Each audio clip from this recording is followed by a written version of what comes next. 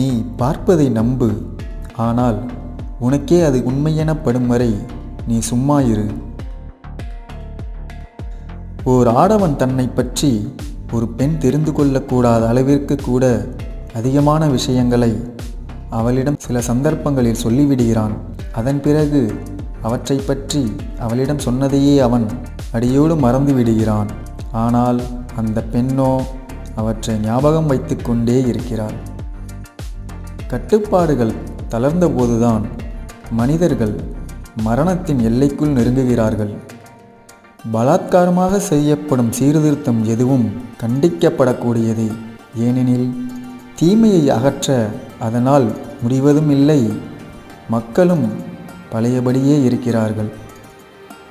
பேசுவது என்பது வெள்ளிக்கு இணை, ஆனால் பேசாமல் இருப்பது தங்கத்திற்கு இணை. மனதறிந்து யாருக்கும் தீங்கு செய்யாதே.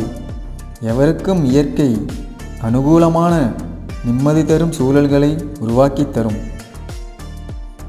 நீங்கள் அதிக காலம் வாழ வேண்டும் என எண்ணுகிறீர்களா? ஆனால் பணக்காரர் ஆகாதீர்கள். பிறரிடம் பொய் பேசுவதால் நமக்கு யாதொரு நன்மையும் விளைவதில்லை, தீமையே விளைகிறது. உண்மையே பேசுவது எனக் கொண்டால் எக்காரியமும் இலகுவாய் முடிந்துவிடும். பொய் பேசுவதால் விஷயங்கள் சிக்கலாகி கஷ்டத்தை தான் தரும். தன்னையே மோசம் செய்து கொள்வதும் தன் மனதிற்கே பொய் ஊட்டுவதும் ஒருவனது வாழ்க்கை முழுமையையும் பாழாக்கிவிடும். கனவுகள் எவ்வளவு நீளமாகவும் எவ்வளவு சிக்கலாகவும் இருந்த போதிலும் விழிக்கிற வினாடியில்தான் அவை ஏற்படுகின்றன. மனித அன்போடு நேசிக்கும் காலத்தில் அன்பிலிருந்து துவேஷத்துக்கு மாறக்கூடும். ஆனால் தெய்வீக அன்பு அம்மாதிரி மாற முடியாது. மரணத்திற்கு பயந்து கொண்டிருப்பவன் எதற்கும் எஜமானாக இருக்க முடியாது. பயப்படாமல் இருப்பவன்தான் எல்லாவற்றிற்கும் எஜமானன் ஆக முடியும்.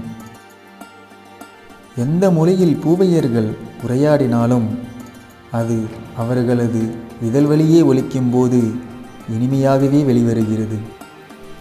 ஒருவன் தன் மன வலிமையாலும் புத்தி சாதுரியத்தாலும் பிறருக்கு உபகாரம் புரிவதனில் எல்லா கஷ்டங்களையும் பொறுத்து கொண்டுதான் இருத்தல் வேண்டும். உலகம் முழுவதும் நம்மை எதிர்த்தாலும் புத்தியும் மனசாட்சியும் தெளிவாய் இருக்கும்போது உபதேசிப்பவைகளை மீறக்கூடாது.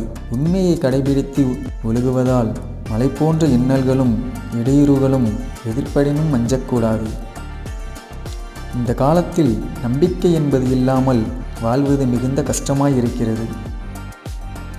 பசியோடு இருக்கும் ஒரு மந்தையானது கட்டாந்தரையில் போகும்போது ஒன்று சேர்ந்து ஒழுங்காக போகும். ஆனால் புல்வெளியை அடைந்ததும் யாருக்கும் கட்டுப்படாமல் ஓடிவிடும். மனிதனுக்கு துன்பங்கள் இல்லை என்றால் அவன் தன்னுடைய சக்தி குறைவையும் தன்னையும் அறிந்து கொள்ள முடியாது. இனிமை தரும் பூங்காவில் விடாப்பிடியாக பூவையர்களை தொடர்வதை விட புத்தகத்தை படித்தால் பயன் அதிகம் கிடைக்கும். கஷ்டங்களை சகிப்பதால்தான் ஆன்மலாபம் கைகூடும். தன்னல மறுப்பும் கஷ்டங்களும் புத்தியாய் உழைப்பவருக்கு இயல்பாய் இருத்தல் வேண்டும்.